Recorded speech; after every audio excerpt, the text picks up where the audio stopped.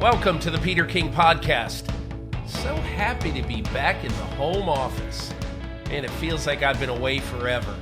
And although being away forever has a lot of fun elements to it, it's pretty nice to sleep in your own bed after a little while. So it's been 4+ weeks away mostly. I was home for 4 days of that.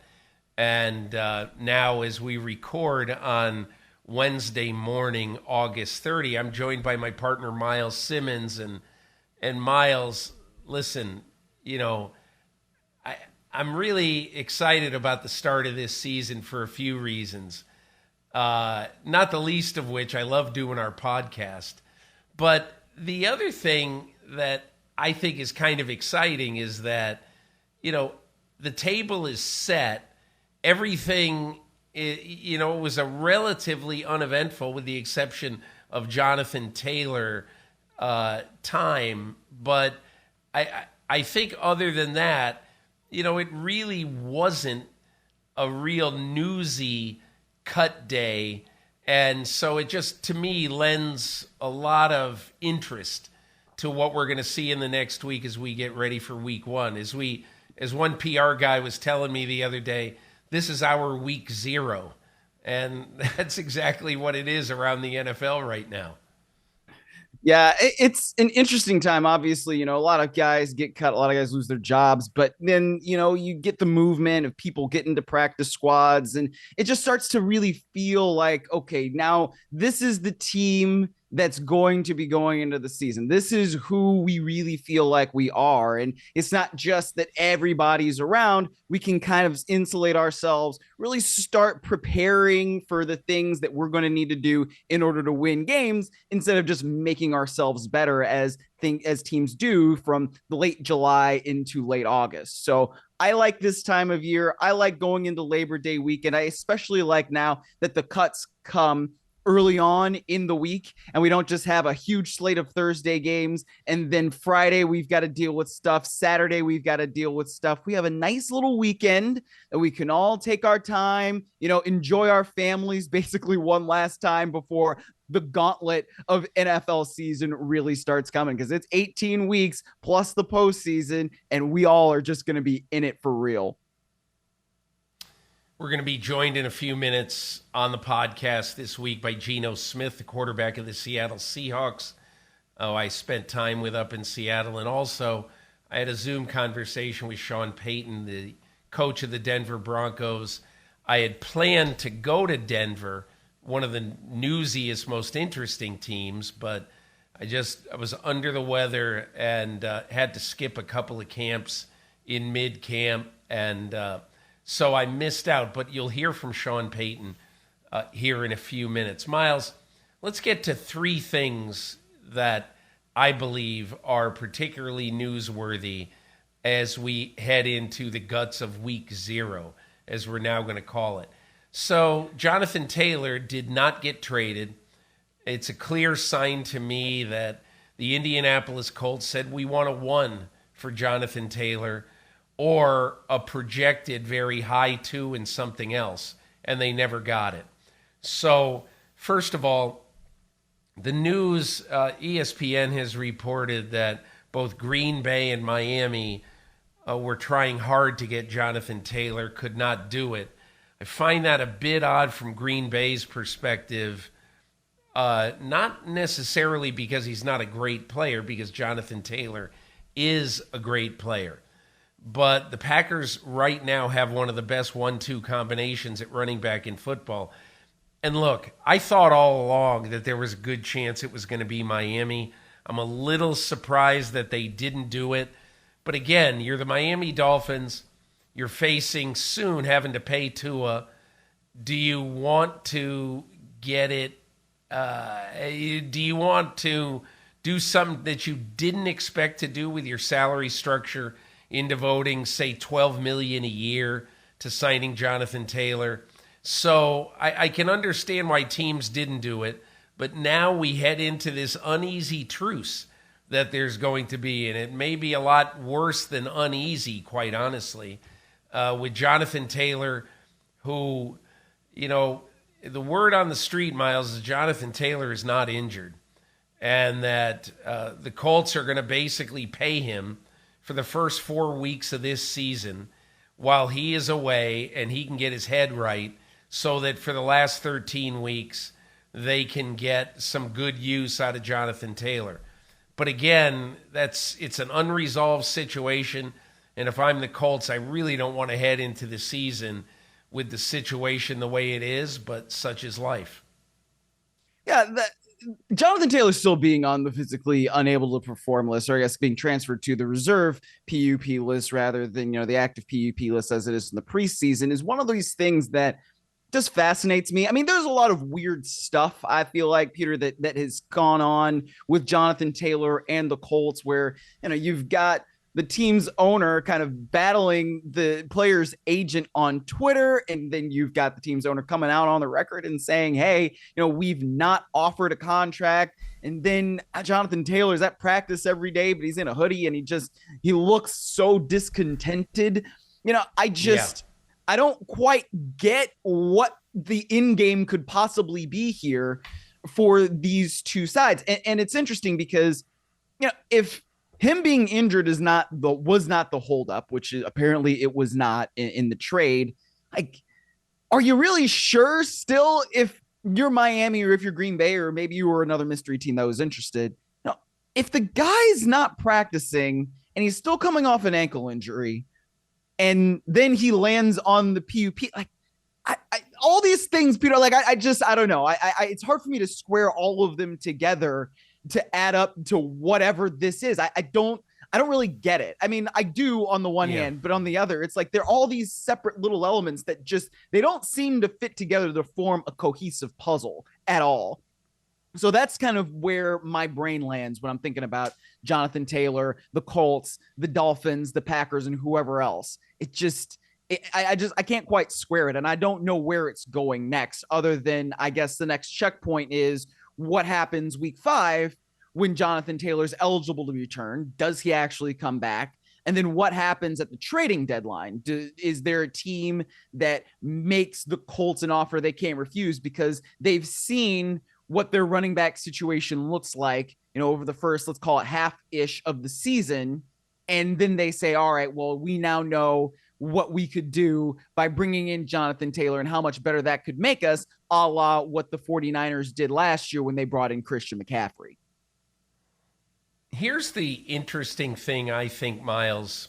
I think everybody, after the deadline passed on Tuesday, the 4 p.m. deadline that the Colts had arbitrarily, quite honestly, set as the time that they wanted to have a resolution for Jonathan Taylor. Just hold on for a second and let's just think about something, okay? There's no reason why the Indianapolis Colts couldn't trade Jonathan Taylor at some point in the next 4 weeks. Honestly, in the next 7 weeks, all the way up until the trading deadline. There's absolutely no reason. If it continues to be a stalemate between player and team, I would expect them to pick up the phone and call one of these teams again. Maybe call both, maybe call more than two. So to me, Myles, I kind of look at this right now and I'm saying, all right, so let's see what happens if, let's say, Raheem Mostert or A.J. Dillon go down in the month of September. They're lost for any significant period of time. I mean, to me, this isn't over. Just because they say, we want to have a decision made. There's absolutely no reason that it has to be done. So I think if Jonathan Taylor continues to mope around, I still think he could get dealt. Yeah, and I think that makes complete sense. There is no trading deadline that happens in August. Like, that's not really a thing, right? When the season hasn't even started yet. So it was a completely arbitrary deadline that the Colts kind of set. But in some ways, it does make sense because it's like, you have to make a roster decision on Jonathan Taylor on that Tuesday, whether it is, you're going to have him active and be on the 53, or you're going to say, we're going to keep paying you and we're not putting you on the NFI, as they sort of threatened to do earlier in August or in July when things sort of started coming to a head here. So I don't know where this goes, I guess, is what I keep thinking. I mean, if you're going to trade for Jonathan Taylor, then ostensibly you are saying that we value you enough to not just trade a premium pick for you, but also to have you come in and we're going to sign you to a deal that you think is good. So if you are Miami or if you're Green Bay, I mean, is that something that's really attractive to you? I guess to an extent it was, but not enough to give the Colts the kind of premium pick, so to speak, that they were looking for to move on from somebody who they value, but don't value enough from Taylor's perspective so that they can continue on in this relationship that they have with the long-term contract. So that will bear watching. I think the one other thing that hit me as I followed along with the events on Tuesday, the cut down date, it was extremely uneventful.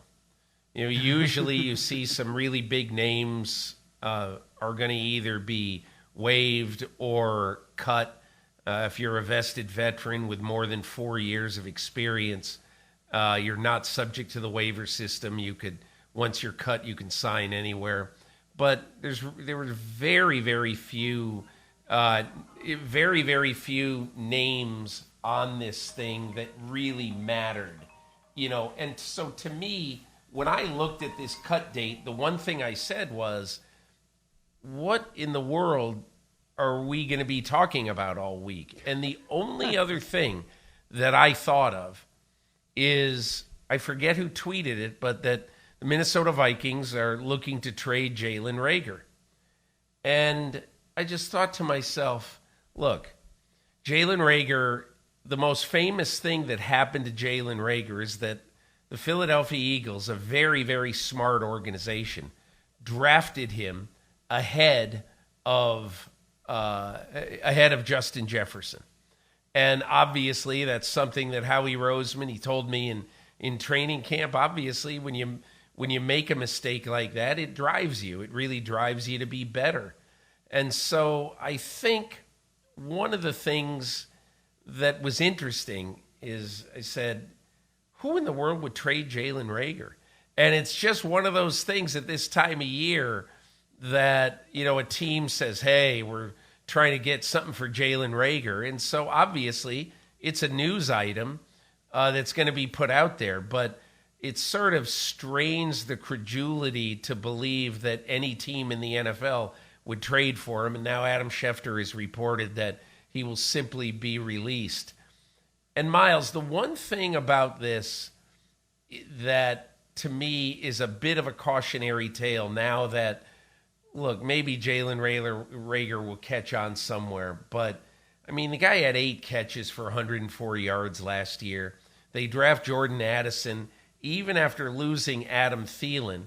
It's KJ Osborne, Justin Jefferson, Jordan Addison, and they got a couple of other young guys who they like.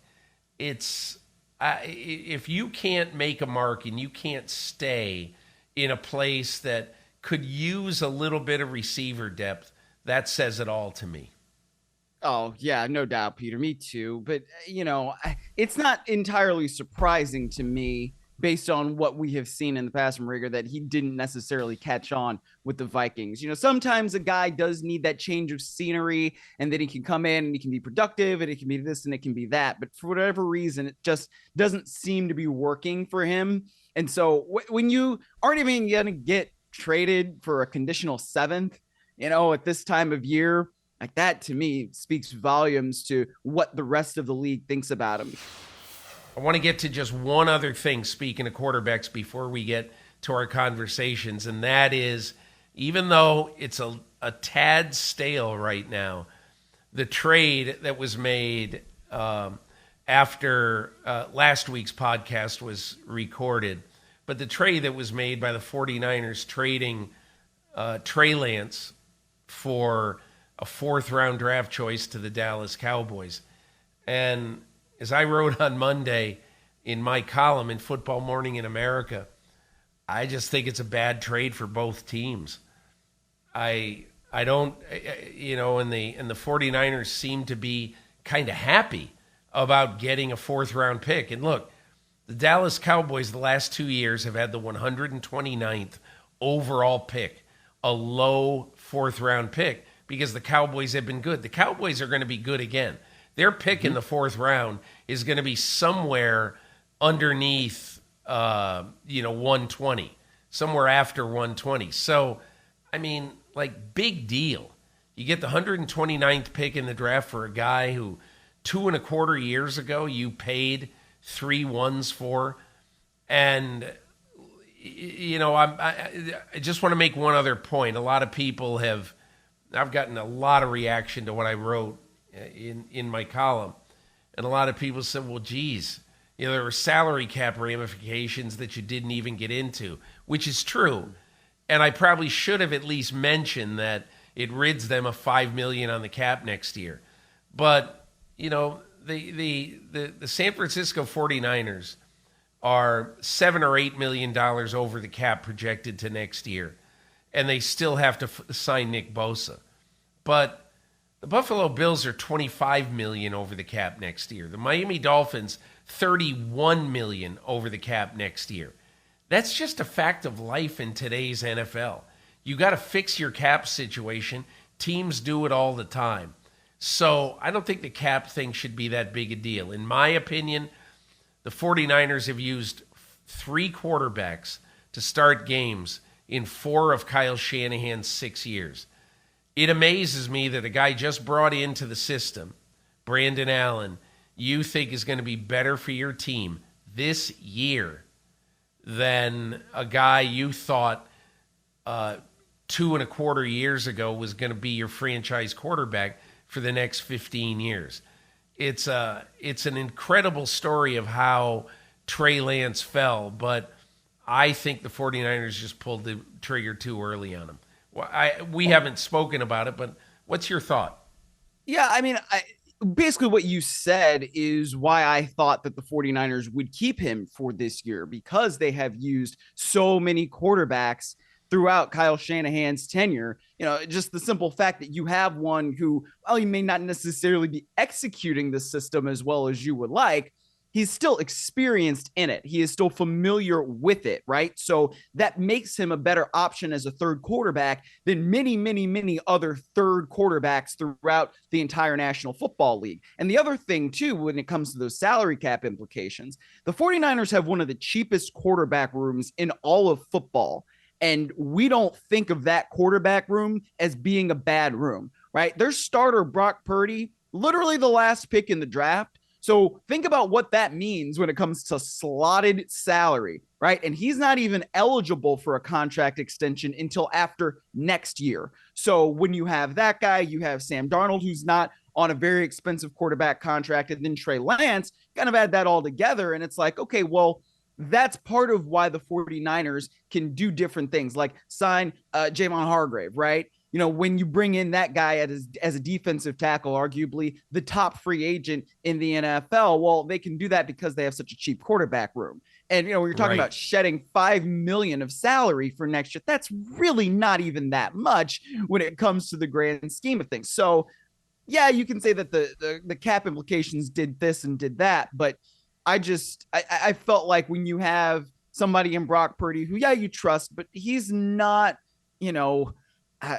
as proven. He's not bulletproof. He's not an absolute. Yes. Right. He's not. I mean, I think he was impressive from all the things we saw last year. Absolutely. But you never know what happens with a quarterback going into his second year. Sam Darnold also, we know who Sam Darnold is. I've been watching him since he was at USC. He turns the football over. That's just what he does. He's not always an accurate passer. I mean, he could be fine in Kyle Shanahan's system, but I'm not thinking he's going to revolutionize anything. But after that, if an emergency happens, right? Would you rather have Trey Lance? Would you rather have Brandon Allen? I mean, I don't know. I guess they would rather have Brandon Allen, or at least they'd rather have Brandon Allen in a 4th round pick than Trey Lance and not a 4th round pick. And that calculus is just very interesting to me. Yeah, I agree. Some of it, and look, there is the thought that, look, Trey Lance is now a sunk cost. Get rid of him.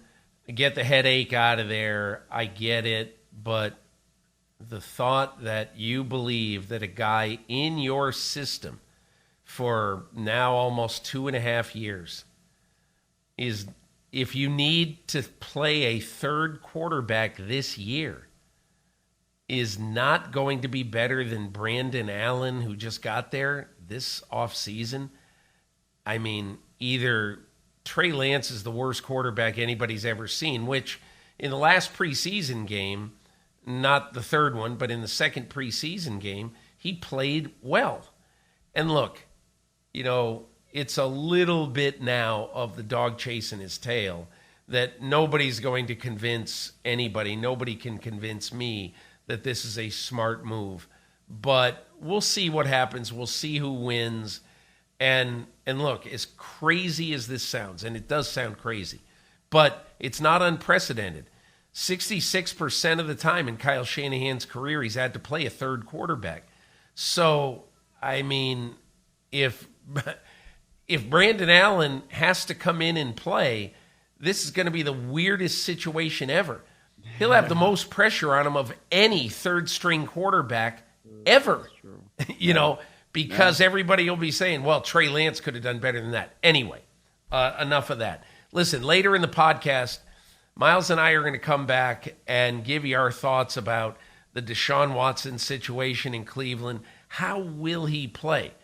He is a total, absolute mystery heading into the regular season.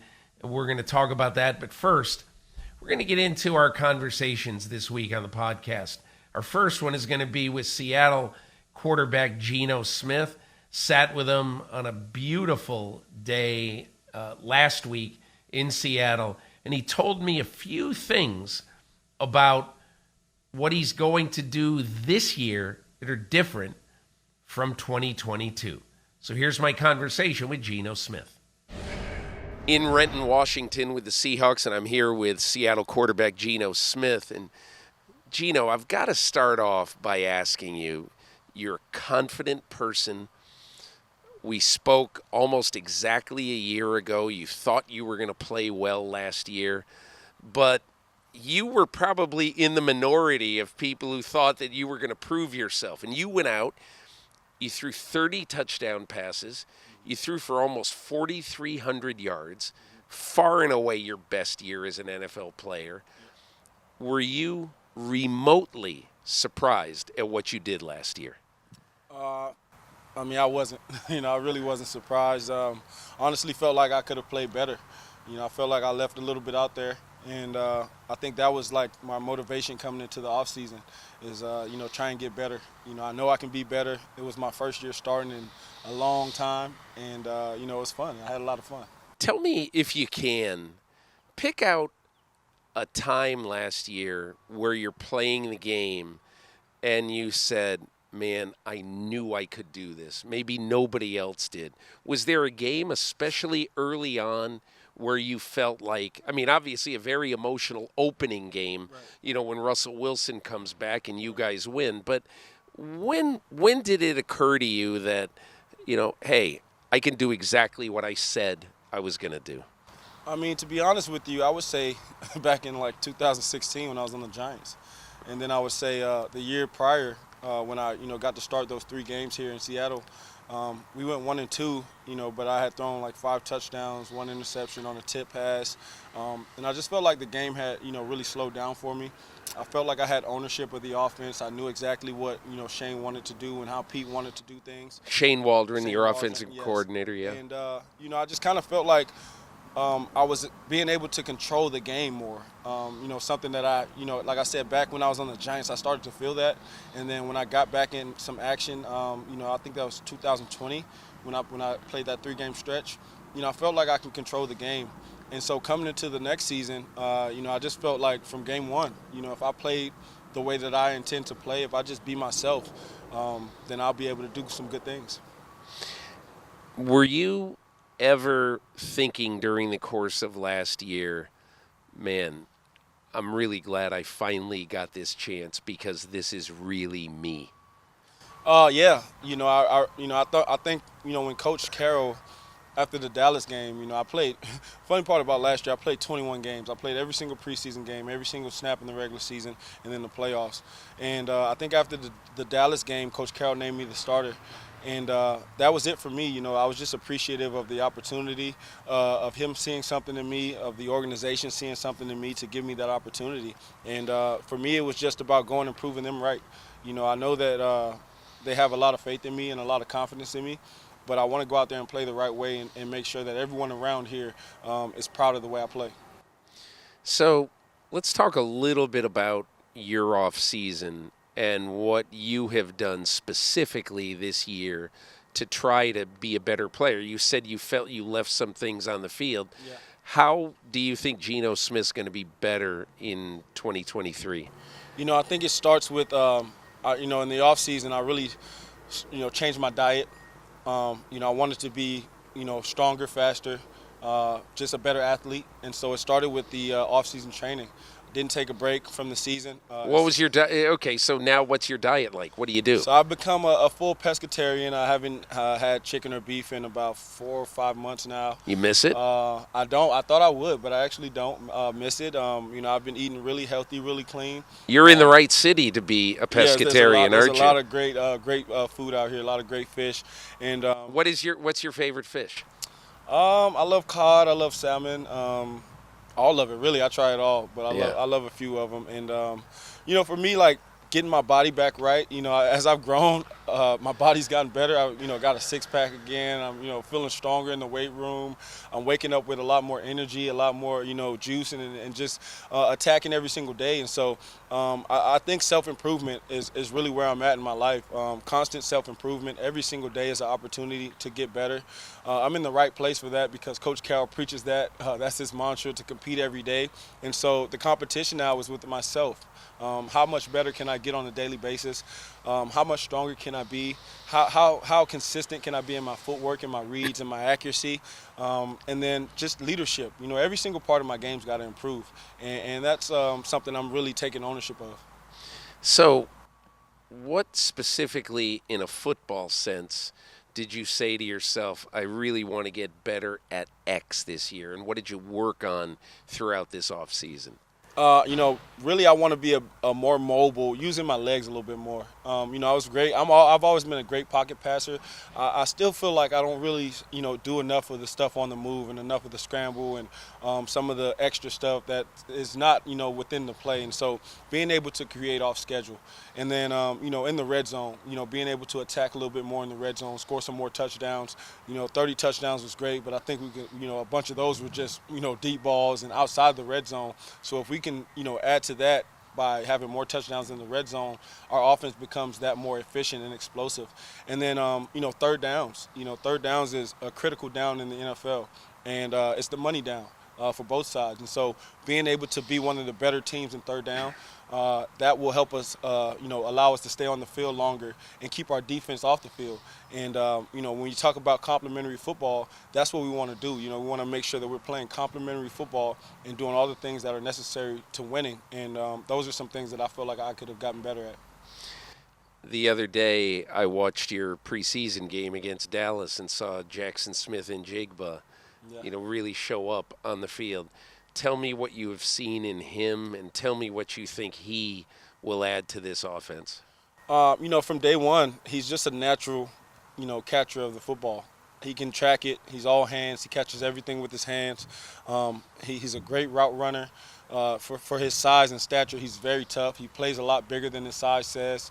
I know a lot of people like to harp on his speed, but he's running past a lot of really fast guys.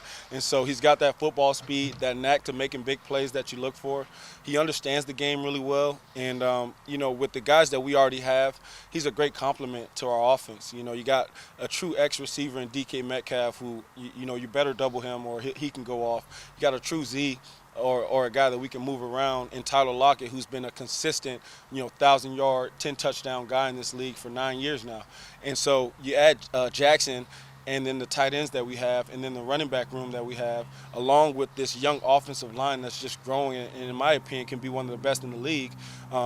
it makes a QB's job a lot more easy. And so Jackson is a great compliment to this team, and he's also a humble young man, and so we enjoy having him. I want to ask you a little bit about your mental process. And basically, I'm sure that you have had some young kids, and I'm sure you've counseled some young kids, but I wonder, a story like yours, where you came into the league and you played early, and then you go almost a decade without being a regular starter in the NFL. And I wonder, what advice do you give to young players or even just young people who hear about your story? You know, I think the important thing to do is to take ownership, not make any excuses, not look for a cop-out. Don't look for any excuses. Instead, find ways to get better. Find reasons to get better. Find your why. You know, why do you do this? That'll keep you in it when maybe no one else believes. And then, like I said, man, just owning every single little mistake. You know, if it's something that you did that caused it to happen, you got to own up to it and then get better from it. That's the only way to learn. And, I've been able to talk to a lot of young guys and a lot of guys on this team who are probably in a similar position that I was in, where you know, they feel like they are capable starters, but haven't gotten the opportunity. And you know, if you let that consume your mind, then you'll miss out on the opportunity to work for it. So just train as if you already are. Believe in yourself. The ultimate confidence comes from within. It should never come from anyone on the outside. And be a self-starter. Getting up at 6 a.m., going to the gym, writing notes, studying, reading. All those things. You have to do it. No one can tell you to do it. And so I just took ownership of everything, and I made sure that when my opportunity came, I'd be ready for it. If I asked you one or two things you learned when you were not playing that have made you a better player, what did you learn by watching and by being around other quarterbacks? I would say, one of the things I learned is the importance of note-taking. I'm very, very particular in the way that I write notes and take notes. How do you write notes? Are you very specific? Very, very specific. And I have, piles and piles of notebooks over the course of the years. And if one day we may have to go through them, and you guys will see that day by day, I've consistently taking notes, even if it's something that I know already. I'll write it down as if I don't, and I listen to what coach says. I'm big on being coachable. I want to be coached. I want to be pushed. And so the amount of notes that I take, it just allows me to, remember things way better than if I didn't take notes. And another thing that I learned just from the quarterbacks I've been around is the importance of leadership and positive leadership. Everyone's got a different style. Everyone comes from a different place. Everyone reacts to things differently. But everyone needs that person that's positive and uplifting and going to, make them believe that things are going to be great, even if it's not looking good. Yeah. And, that's something I really learned from Russell, man. He's got that unwavering belief. And, I commend him for that, because that's something that I didn't always have. And I've learned that no matter what it looks like, you can always find a way. And so those are two things I've learned. We'll end with this. You had to have had a moment with Pete Carroll after last season, during this offseason. You had to have a moment where not just maybe gratitude for giving you this shot, but maybe gratitude from him as well for having shown faith in you, and you really gave that faith back, and you performed exactly how this team thought you could at your peak. Have you had a moment with Pete to talk about that? I think every day for us is that moment. Knowing how Coach Carroll is, he always says it, man, anybody can do it one time. It's what are you going to do next? We're not focused on what we did in the past. Instead, we're looking forward to just, living in the moment. And today is another opportunity for us to get better. It's a Tell the Truth Monday. We're out here, on the lawn, and we're just focusing on a day-by-day, what is a Tell process. the Truth Monday? Tell the Truth Monday is what we do after games, and we go in there into the meeting room, and we assess what the game was like, whether it's good or bad. We tell the truth about it, and we don't hide from it. We don't run from it. Instead, we look at ways to get better. And so the gratitude for us is the fact that we get to come in and do this thing every single day together. I'm very appreciative of Coach Carroll and this organization and this city, and I'm grateful just for being here. And so I want to show that gratitude with my hard work every day, and just with my humbleness. And so hopefully that's something I'm doing. I think you and the 49ers could have a pretty good battle with this division this year. What do you think? I think so. They're a great team. They're a great team. They had a great year last year. They're returning a lot of great players, and we're right there fighting for it. So I look forward to those matchups. Geno, good luck. Thanks for joining me. Thank you. And we'll be back after this with my conversation with Sean Payton. Happy to be joined by Sean Payton today, fresh off the practice field out in Denver. And Sean, I wonder how you feel when you look at yourself in the mirror and you're in orange instead of black and gold. Is it still weird to you, or are you used to it now? I think you get used to it. Obviously, I'm kind of one of those guys that doesn't like clutter. And so that involved a lot of purging of black and gold of just, 16 years of gear. And my wife's worse. She keeps everything, and I have to intervene when she's out of town and just take stuff, But no, I think, periodically something comes up and you'll be like, wow, I just said that and I really meant to say Broncos or something, but it's going well. People ask, hey, how are you getting adjusted to the city? And so I haven't really seen much of it. We got a house in Cherry Creek, 20 minutes from the facility. I kind of know the to and from there. Tomorrow's our first time at the stadium, and it's not just my first time because our first two preseason games were on the road, but there's quite a few players. And I gave them the Breeze story. In 2006, we weren't at home for any preseason games. And so then we were on the road week 1 and week 2, and it's Atlanta Monday night. And my big concern was no one's really taken a ride to the Superdome, and 2 hours before the game, everyone has to be there, and there's going to be a lot of traffic, with Bon Jovi or Bono and Green Day, all of that, and there's Breeze stuck in traffic, 15 minutes away from the Superdome. We have to send a trooper out to get him, and then it gets worse. He was driving back then those old,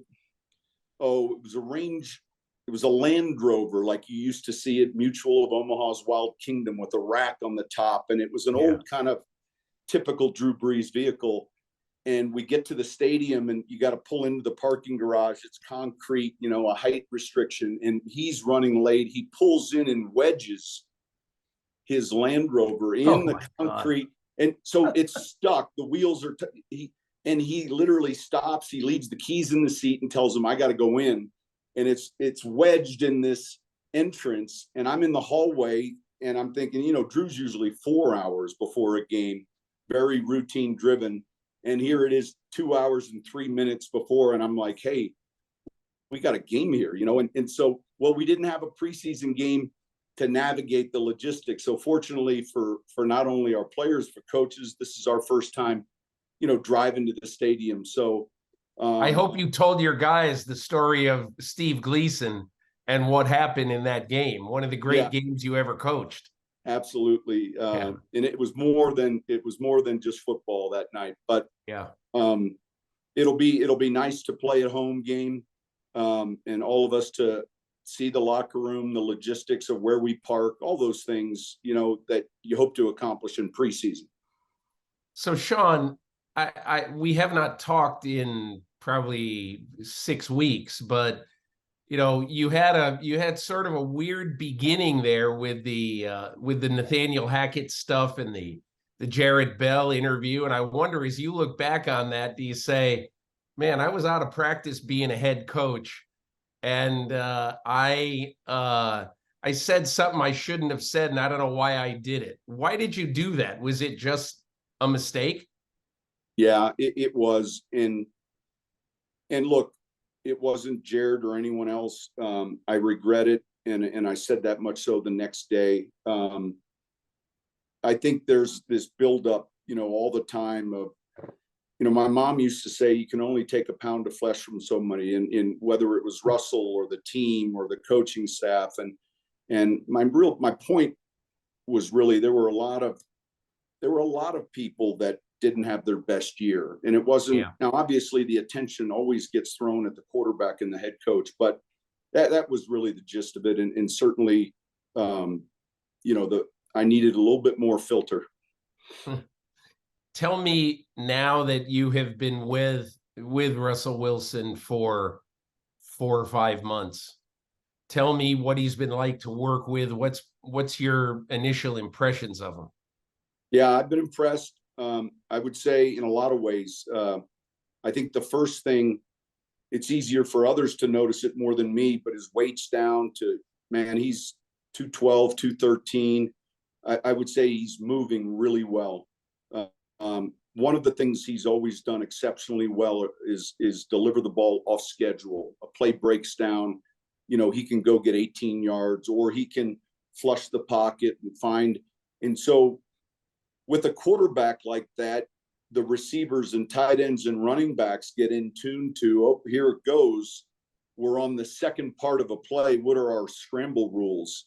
Because it happens more with him than maybe other guys that you've worked with or other guys in the league, but he's exceptional in that area.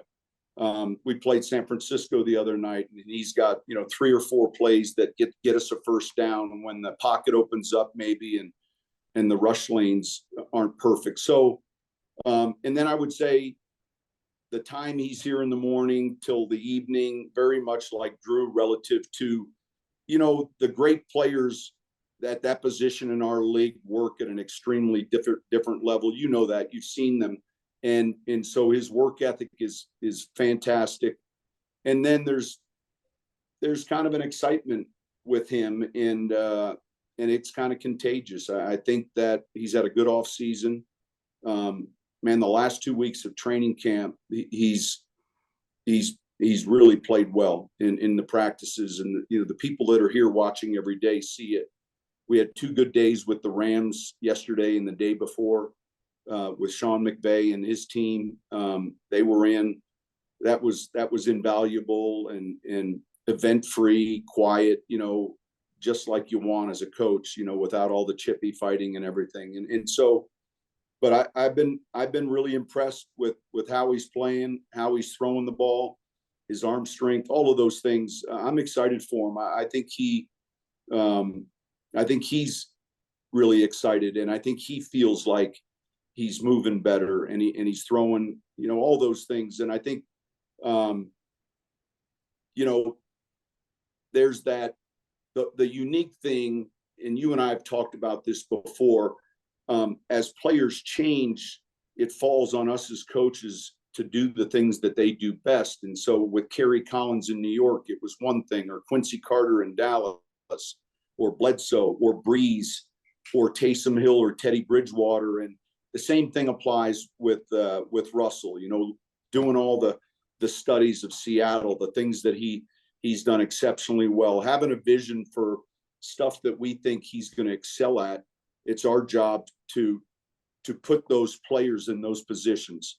We did a study. I started down a road here, and it kind of became a little bit of a rabbit hole of cutting up touchdowns in New Orleans from 21. It was going to be 5 years, and then it went to 10. And then pretty soon it was 16 years of 807 touchdowns. And of those 807, we might have clipped 400, and they're perfect plays. This is a cut up where every play ends in a touchdown. All right. And so going through some of those cut ups, and not only for Russell, but for some of the other players, like, hey, this is how you play away from the ball. For the screens to go for 40 yards and a touchdown, it's more than just the offensive lineman and the running back, Marcus Cole, and it's for me, it was kind of nice because, man, when you do that, that thing became longer and longer, but and all of a sudden you're coming across ideas that you forgot about. Right. And you're like, this is still good. I don't know what happened or where I was. why did we stop doing this?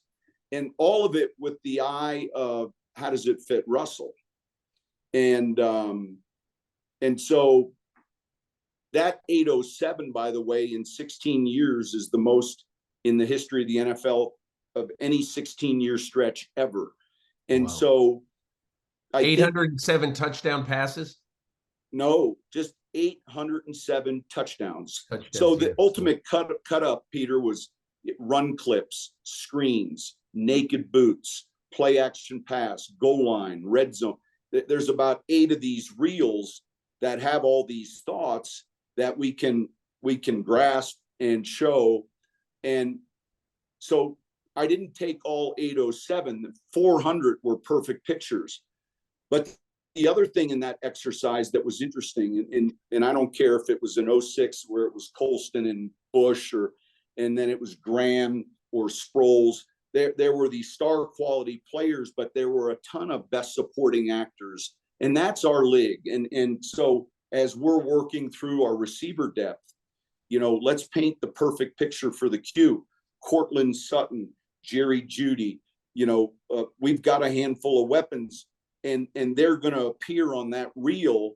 But as you know, that there's going to be Keith Kirkwood, Austin Carr, there's going to be Dan Arnold, Tommy Lee Lewis, Terrence Copper, the different backs, the team. You don't get 4 Robert De Niro's in your offense. You got to have some best supporting actors. And so I think it's good to see that as a coach, but it's also great for us to be able to resource that.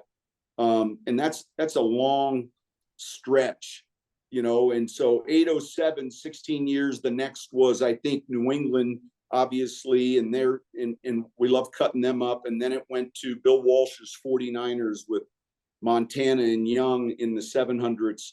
And so, because you asked the question, do we want to be special? This is what it takes for a run.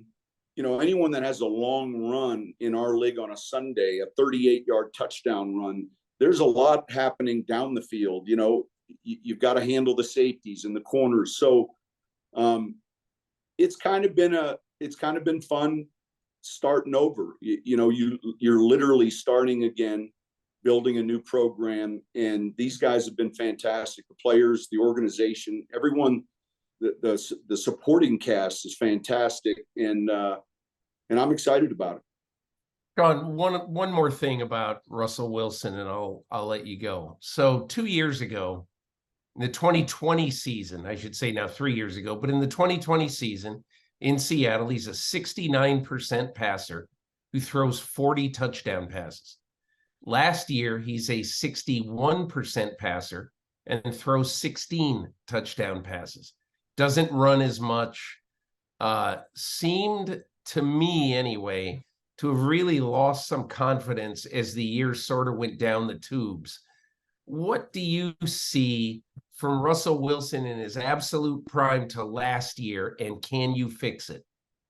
Yeah, and I think, look, I can't tell you it wasn't broken, but there were so many things that went into that. And I think the first thing we felt we needed to do was really overhaul and look at the offensive line. And we went out and spent money on Powers and McGlinchey, and we got a young right guard we like, a center from LSU, the left tackle who's playing well. That position group permeates your building. And so the two greatest allies for good quarterback play are a running game and good defense. If you have trouble running the ball and stopping people, that player is going to be up on the high dive quite a bit. And so I think I don't see any physical limitation that's different from 20 or even 21. I see that player. And so not rehashing last season, because clearly it was different. All of us saw it. And it was almost like the weekly update. And I get it, because look, you and I both know what sells. It's the fantastic stories or the holy cow, what's going on? Everything else in the middle doesn't. And right. I would say this, he's going to be a lot closer to those 2021 numbers than he was the 2022 numbers. And just because I'm seeing it now, we play in a tough division, and there's going to be tough weeks and all sorts of hurdles. But I understand the question, and honestly, I like what I'm seeing a lot, and I would say even I've been pleasantly surprised. Like, wow, the arm talent and the throws down the field. He's always thrown a really good deep ball. But I do think he's moving a lot better, Peter. I think his weight last year was 10 to 15 pounds heavier, and it wasn't what you were or I were accustomed to seeing. And I at Fox, right, each week we would cover the games and talk about them, and then there's something powerful about a guy with a chip on his shoulder, and I experienced that with my last quarterback when he injured his shoulder. He got released from the Chargers. There were two teams really that had interest. One kind of had interest, and then we were the ones saying, "Hey, we're all in." And I think that's a pretty significant motivating factor and I take that very seriously for him. Meaning, hey, let's go do the things that you do well regularly, and let's win. Ultimately, it's about winning. And so, if Teddy Bridgewater finished 22 of 31 and we won by 21-18 or whatever in 2 weeks, it was just a win. And right, that's how we're all ultimately measured. And I know he's a winner. Sean Payton, listen, good luck. You're going to be a fun team to watch. You got a fun quarterback to watch. It'll be a fun coach to watch. So enjoy the season. Come out and visit us. We'll put you in the quarterback meetings, and we'll come up with some. We'll come up with some new plays that have never been run before. Well, I've seen that. I've seen that before. And, I don't know that we have anyone that can play the piano like Austin Carr. No. But outside of that, I remember you said after that time in, I guess it was 2018, you said, "Here's a guy who's going to be president of the United States one day, Austin Carr." Yeah, what a guy he was. Yeah. Anyway. Well, he had his training camp in New England, and he was released, and we picked him up on waivers, and just to see. And he found a niche, and we kind of knew the things he did well. And every time he'd catch a touchdown in a game, I'd get a text from Brady like, "What on earth are you guys doing?" Oh, that's pretty good. Hey, listen, enjoy it. Thanks a lot, Sean. Thanks, Peter.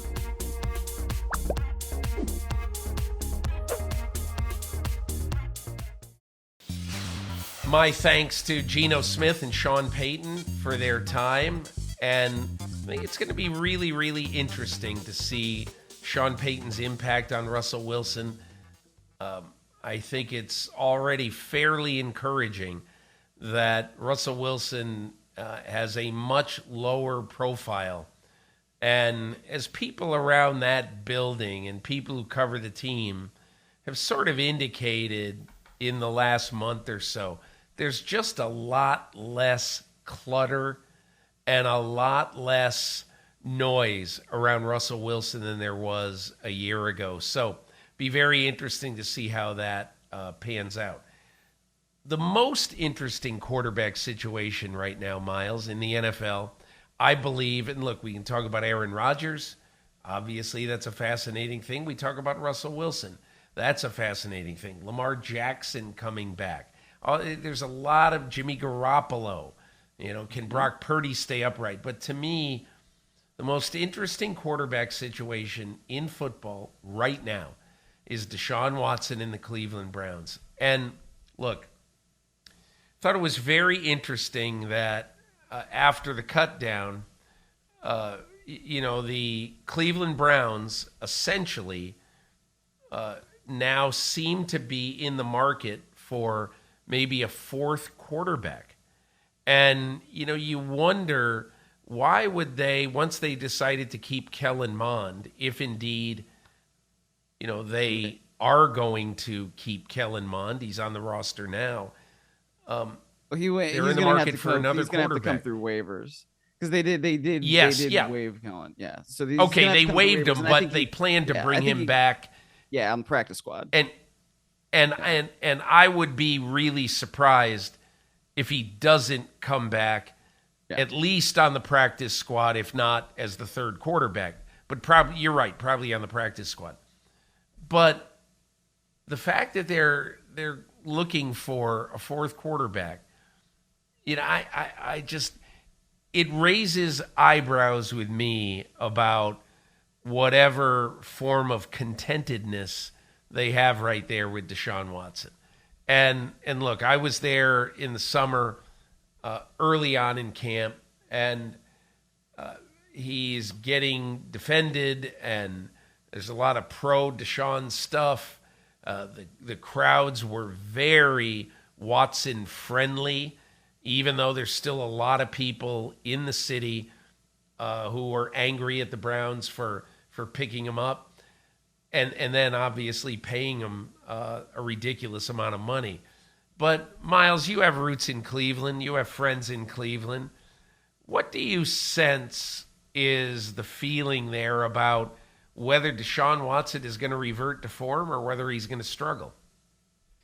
Well, it is all about Deshaun Watson. And the unfortunate thing, maybe is unfortunate or maybe it's not, I don't know. But the thing about that is, we can say this about many teams, right? But as the quarterback goes, then that's the way the team is going to go. So they did do a lot of other things to try and improve the team, right? I think bringing in Jim Schwartz was a good move as defensive coordinator, only going to make that defensive front more aggressive. That should only help a guy like Myles Garrett. Obviously you still have Denzel Ward, who is one of the really good corners in this league, and the Browns need him to hopefully come back from that concussion sooner than later.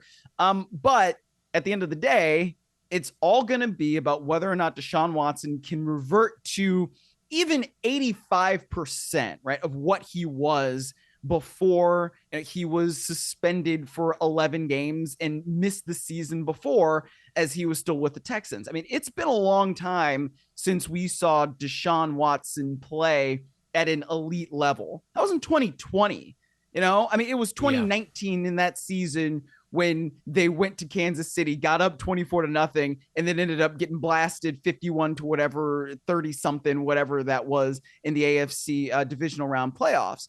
So that's kind of the last time that we saw good Deshaun Watson. I don't know if we're going to see that at that level, but if you have a guy like Nick Chubb who can run the ball as effectively as he can, you have somebody like Amari Cooper, who is a very talented receiver who can do a lot of different things. They seem to be extremely excited about Elijah Moore and everything that he can do in that offense, and, be a do everything kind of guy. That's reason to be excited, especially David Njoku. For everything I read from Cleveland, he can't be covered, and that's something that they took advantage of, in that last preseason game as he was getting open. So I don't know where it's going to go, but I do know this. If Deshaun Watson's not performing up to a standard, they're not going to get rid of Deshaun Watson. They're going to get rid of the coach, because that's the way these things work, right? You've paid Deshaun Watson already. That salary is guaranteed. Deshaun Watson's going to be there. And then they're going to try to find somebody who can fix him, right? Or fix the offense around him. And that may cost the coach, Kevin Stefanski, his job if it doesn't work. So the Browns need this to work in order to keep this stability. And whether or not Deshaun Watson is elite again or above average, very good, and especially in a competitive division like the AFC North, man, it's at least going to be a very fascinating story to play out over, the next 18 weeks. So this is what we know about Deshaun Watson. He sat out 100 weeks before playing the last 6 weeks of the season last year. And those 100 weeks were spent in probably the most mentally high-stress times that a quarterback would ever have to deal with, or a human being would ever have to deal with.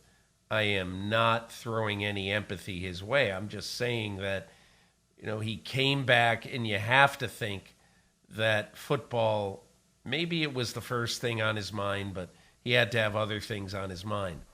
He played 6 games. He played more poorly than good. Mm-hmm. The Cleveland Browns averaged 16.3 points per game in the 6 games he played. And so everybody around Cleveland just said, hey, what do you expect? He's been through a lot, and he hasn't played football in so long. So now, I'm not sure that it's great that he then has, after that, 9 months to practice, throw the football around, do all that. I mean, this guy needs to play football. And obviously, there's no games in March, April, and May. So we simply don't know now. He sat 100 weeks, then he played 6 mediocre games. Now he sat and practiced for 9 months, and now he comes in again. I don't have a lot of indication right now that he's going to be great. He might, and he has been great before, and he's still very young. But I need to see it, Myles. Yeah. And I just don't know if we are going to see it. I don't know either. You know, I mean, it's a situation of Deshaun Watson's own making, right? He is responsible for his actions, you know, and he's responsible for not playing for as long as he did because, of course, I mean, first, you know, it's so fascinating to me too how we got into it, right, Peter? Because it was like, okay, well, Deshaun Watson doesn't want to play for the Texans anymore. He doesn't want to play for the Texans anymore. And then you get to hear like accusation after accusation after accusation of sexual misconduct and assault. And you're like, holy crap, what in the world? And then he sits out for a year. And then, you know, there are no criminal charges filed. So 4 teams line themselves up and supplicate themselves at his feet to say, hey, please come play for me. And then he tells the Browns they're out. And the Browns are like, hey, we'll guarantee your entire salary. And then boom, okay, well, man, if that's the case, of course I want to play for you. But it was never really about the salary. But yeah, I'm sure that's really the case. I mean, and then, you know, we get the suspension for that in 11 games, and they came up with that as a settlement. But it's just, it's fascinating to me how we got to this point, you know, and I don't, like you said, I don't know if it's going to work or not. But I do know that what happens when players don't play up to expectations is usually it falls on the coach, you know? And that's one of the interesting things where the Browns are very different than what we expect from the Broncos, say, if Russell Wilson doesn't play up to snuff, right? I mean, you already got rid of one coach. And Nathaniel Hackett did not do a good job of coaching the Denver Broncos last year. I mean, and it's not just one guy, you know, it's not, I frankly don't think it was just Nathaniel Hackett. Certainly Russell Wilson is responsible for many elements of his own performance, but now you bring in a Sean Payton and you say, okay, we know you can coach. So what can you do with him? Right. It's different with the Browns because it's not, I mean, we think Kevin Stefanski can coach, you know, he was coach of the year in 2020, his first year with the Browns. That's the first time the Browns have won a playoff game, I mean, since the mid 1990s, back when they were the Ravens, which is another subject that I don't necessarily want to go into because it hurts me personally. But when you have that situation, you think Stefanski can coach. You know, he did good things with Baker Mayfield, then Baker Mayfield falls off the cliff. So then you bring in Deshaun Watson. I don't know where it's going to go, but like you said, I mean, it's fascinating because of that element. And if Stefanski cannot get Deshaun Watson to play at a decently high level, then I think we could be talking about another Browns coaching search in January. Well, we certainly have that to look forward to, Myles Simmons. Ought to be a good time in Cleveland if that happens. I hope so. So that's going to be it for this week's podcast. We touched on a few topics. You heard from some interesting people. And we're going to be back next week with our predictions edition of the Peter King podcast. Myles Simmons and I, he doesn't even know this yet, but he is going to give his predictions the exact same way as I am. And also next week, you will hear very interesting conversation I had with Cam Jordan of the New Orleans Saints on the training camp trail. One of the smartest, most interesting players in the NFL. You'll really, really enjoy that. But for now, that's going to be it for this week's edition of the Peter King podcast. So glad you're able to join me. And next week, we will actually be previewing games that matter. So that'll be a very, very, very good time. Thanks a lot for experiencing the Peter King podcast this week, and we look forward to seeing you again next week.